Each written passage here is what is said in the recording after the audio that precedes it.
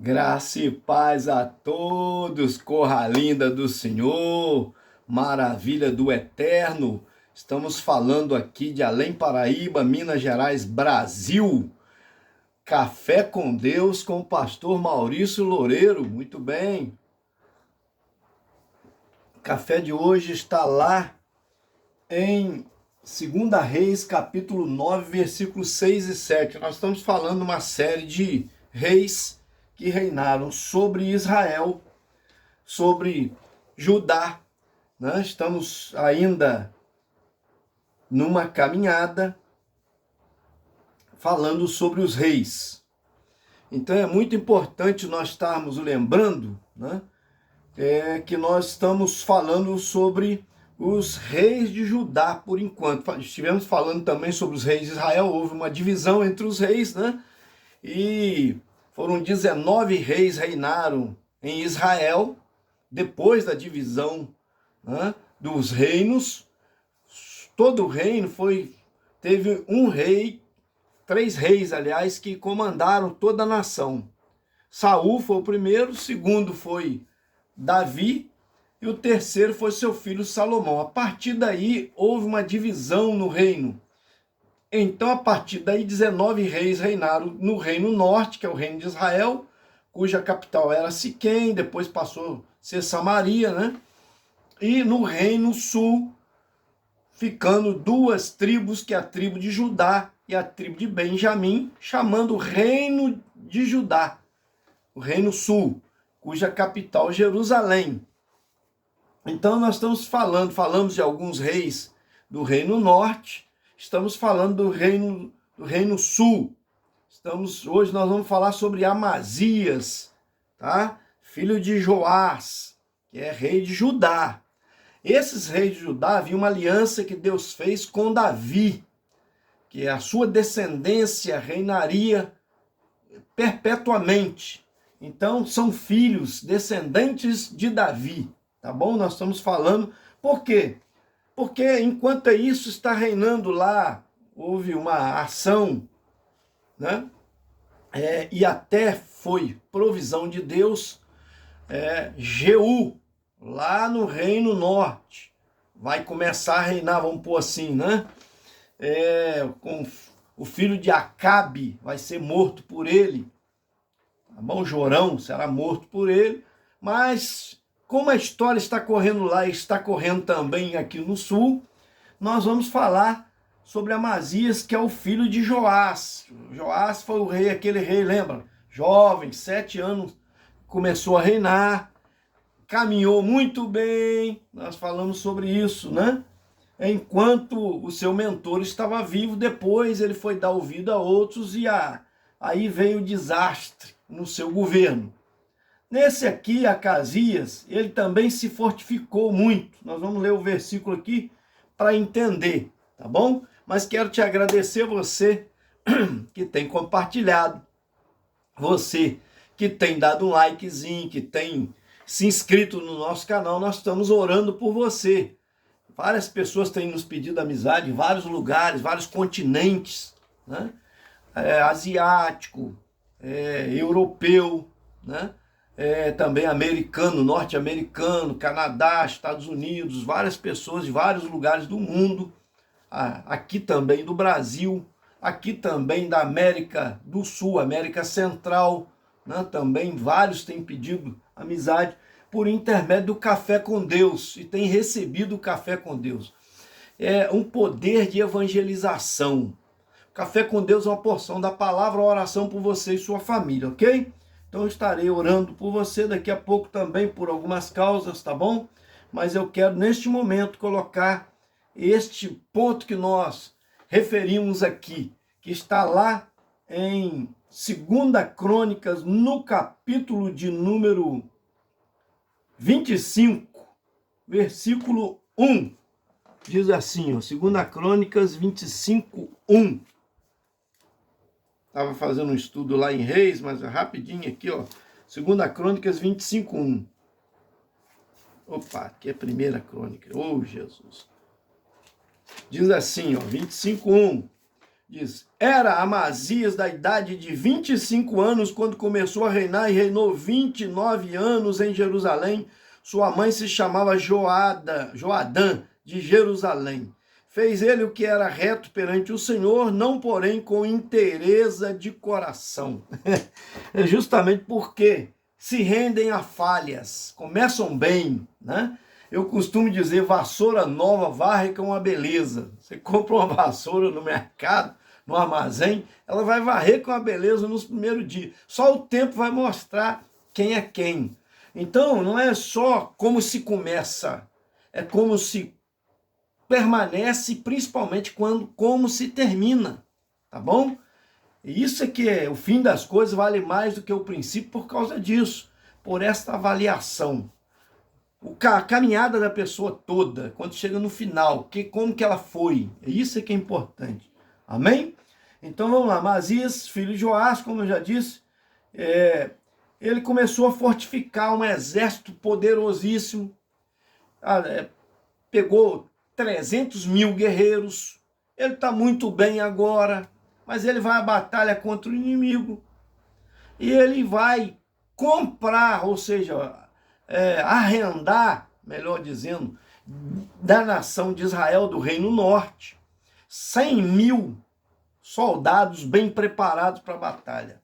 Deus usa um profeta para dizer para ele, por que você está fazendo isso? Se o Senhor aqui te dá vitória, e você não precisa desses 100 lá, por quê? Esses 100 mil você não precisa, porque aquele povo está em desobediência contra Deus. Há uma maldição sobre eles acontecendo. E você quer isso para a sua vida? Aí não, claro que não. Ele é divertido pelo profeta, ele dá ouvidos, né? E procura ir à batalha contra o seu inimigo com aquele recurso que ele tinha. Porque Deus dá vitória a quem ele quer com o recurso. Israel, em desobediência, já esteve com a quantidade superior de soldados, foi à batalha contra o inimigo, mas Deus queria castigar eles, né? O próprio Israel, e o inimigo em desvantagem venceu eles, eles foram envergonhados. Mas quando Israel estava em obediência, tanto Judá quanto Israel, a nação de Israel estava em obediência, estando em diferença numérica bem abaixo, vencia multidão. Nós já vimos isso na história dos reis. Aqui ele tenta reforçar para ir à batalha. Deus usa um profeta dizer, você não precisa disso, é Deus que te dá vitória. É o Senhor que é contigo. Olha o que diz o versículo 8. Aqui, olha só. Porém, certo homem de Deus veio a ele dizendo, ó rei, não deixe de ir contigo o exército de Israel, porque o Senhor não é com Israel, isso é, com os filhos de Efraim. Olha o 8. Porém, vai só, age e ser forte. Do contrário, Deus te faria cair diante do inimigo, porque Deus tem força para ajudar e para fazer cair. Ei, meu Deus! Tá vendo? Deus é todo poderoso, ele faz vencer quem ele quer e faz cair quem ele quiser. Pode ter a força que tiver, que vai cair diante de Deus. Está divertindo ele no versículo 8 e 9. Né? Mas ele vai à batalha, vence a batalha contra o inimigo, porque ele está na obediência, ele deixou de levar os 100 mil, despediu eles. Os caras foram para casa irado. Foram comprados por 100 mil talentos de prata. Foram irados para casa. Vem até, enquanto ele está atacando o inimigo lá, ataca alguma cidade de Judá e mata 3 mil pessoas. Por causa da ira, porque eles foram descartados. Mas veja bem, Deus cuidaria disso, sem problema. Mas o que esse rei faz? O que Amazias faz de errado? Quer dizer, por que não é de interesse de coração? Porque começou muito bem, mas agora que venceu a batalha, o que ele faz? Traz de lá os deuses que ele derrotou o seu inimigo para servir esses deuses e adorar esses deuses. Oh, meu Deus, o ser humano é muito difícil, meu pai. Eu falo, me ajuda aí, pelo amor de Deus. Oh, Jesus, tem misericórdia. O camarada está indo para uma batalha, vence a batalha, Deus dá a vitória a ele. Aí o que ele faz? Traz os deuses de lá para adorar. Ora, se os deuses de lá não foram suficientes para guardá-los, Deus adverte ele no versículo 14, parece, fala sobre isso. Se não foi suficiente para guardá-los, você vai trazer para adorar esses deuses que nada são. Ô gente, me ajuda aí, pelo amor de Deus. Tem gente que está vencendo, aí daqui a pouco o olho cresce demais. Eu não sei o que leva ele a desobedecer a Deus, né? A se render a outros deuses, a outros ensinos que não é de Deus, a buscar, às vezes, feitiço, a buscar, às vezes, cartomante, a buscar tarôs e outras coisas mais que, infelizmente, Deus não agrada. Deus manda buscar a Ele, não a outros espíritos, não a outros seres. Aí o que eles fazem? E o que ele faz? Traz isso. Aquilo foi a derrota para ele, meu amado. Foi a derrota para ele, porque o Senhor se irou contra ele. Olha o que no versículo 15 o Senhor dá de lição para ele aqui. Olha só, o 14, nós acabamos de dizer, vindo Amazias da matança dos edomitas, trouxe consigo os deuses dos filhos de Seir, tornou-os por seus deuses, adorou-os e lhes queimou incenso. Ao 15, então a ira do Senhor se acendeu contra Amazias e mandou-lhe um profeta que lhe disse: por que buscaste Deus que seu povo não livraste das tuas mãos? Quer dizer, nem poder tem para guardar ele, você vem trazer. A ira de Deus se acendeu contra ele. E foi trágico o seu fim, a sua derrota.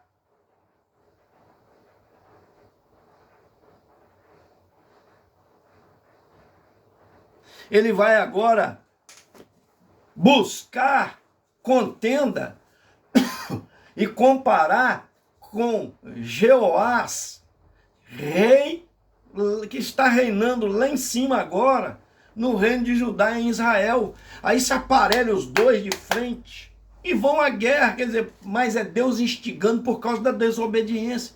E ele foi morto nesta batalha. Aí é que tá, gente. A gente pode ser vencedor, pode prosperar, passar lutas, que às vezes batalhas nós vamos ter que enfrentar, mas se nós estivermos na obediência com o nosso Deus, nós vamos ser mais do que vencedor. Jesus disse: no mundo tereis aflição, mas tem de bom ânimo, eu venci o mundo. Como Jesus venceu o mundo? Venceu o mundo derramando o seu sangue, venceu o mundo se deixando torturar, venceu o mundo cumprindo o projeto do Pai, que era a crucificação, a via dolorosa da tortura, porque ele era como ovelha levada ao sacrifício, ao matadouro. Ele deixou-se ser morto por nós, derramou o seu sangue, mas ele ressuscitou o terceiro dia, provando que é o Senhor da vida. Amém? Então, ele diz: no mundo tereis aflição, mas tem de bom ânimo. Eu venci o mundo, é ter bom ânimo. Lutar contra as adversidades, contra as dificuldades, mas com fé em Deus, nós vamos vencer. Você vai prosperar com fé em Deus, você vai vencer com fé em Deus, você vai alcançar o objetivo que Deus traçou para você. Cada um, nós, é diferente, mas o alvo soberano é Jesus Cristo, é a forma que é Jesus, é o modelo da perfeição que é Jesus. Nós temos que nos parecer com Ele, nos modelar nele. Ele é a forma perfeita para cada um de nós. É olhar para ele, como ele agia, como ele reagia, como ele viveu, como ele adorou o Pai, como ele honrou o Pai. É isso que nós temos que fazer, adorar a Deus, honrar a Deus, obedecer a Deus. Ele obedeceu até a morte, morte de cruz. Está escrito lá, porque assim Deus determinou. Então, pelo amor de Deus, vamos nos render ao Senhor, deixar Ele agir na nossa vida. Não fica com sonhos. Eu vou andar nos montes, mas Deus vai te colocar nos vales. Mas é lá que vai ser a sua vitória. Amém? Recebe essa palavra em nome de Jesus. Eu quero orar por você. Pai, toma nas tuas mãos essa vida. E todos inscritos no nosso canal, que nós temos orado por eles. Abençoa os caminhoneiros, abençoa suas famílias. Abençoa, meu Pai, ó Deus, os obreiros nossos, pastores da Ibre, Pai amado. Abençoa também, vem aí os 12 dias de propósito para 12 meses de bênção.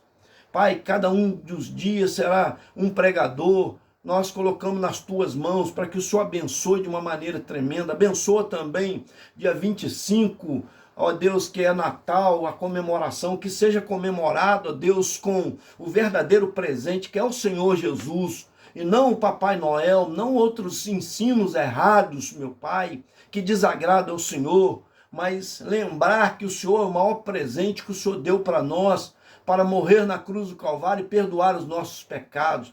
Venha a virada das festividades, virada do ano novo, que nós viemos pedir ao Senhor, e não em água, e não em mata, e não em manjar, e não a outros deuses que os homens criaram, Pai amado, que nada são, mas é o Deus Todo-Poderoso, Criador das matas, Criador dos mares, Criador da lua, do sol, de todas as coisas. Nós rendemos a Ti a nossa adoração, recebe a nossa gratidão e abençoa todos que estão ligados no nosso canal, se inscrevendo, compartilhando, comentando, dando um likezinho, em nome de Jesus. Amém.